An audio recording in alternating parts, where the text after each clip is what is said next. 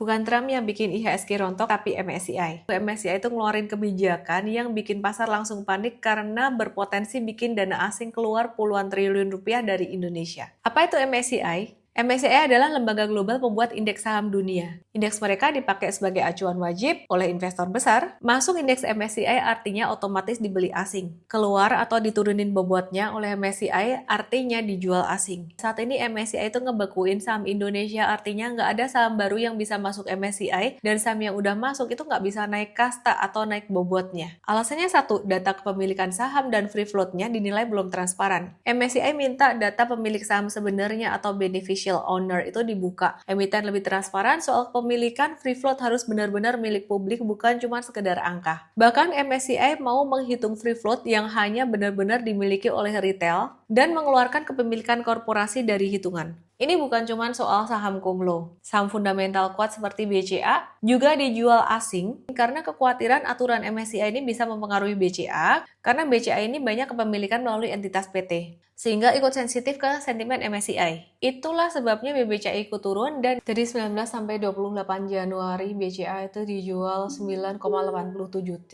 Per 28 Januari doang itu dijual 4,12 T.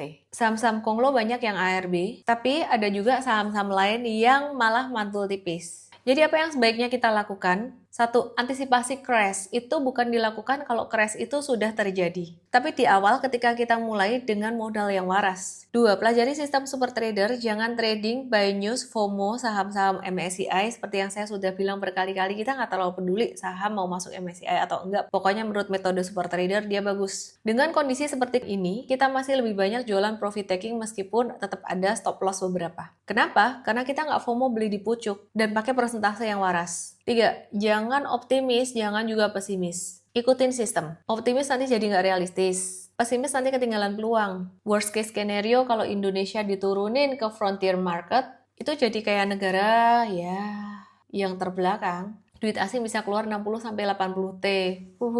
Semoga nggak ya. Yuk belajar trading ala super trader di webinar M3 Start. How Super Trader Win Consistently in Every Market, bisa buat Indo Stocks, US Stocks, kripto, dan berbagai instrumen. Semoga Indonesia berhasil melewati ujian MSCI ini. Kita sebagai trader investor retail, belajar dulu yuk!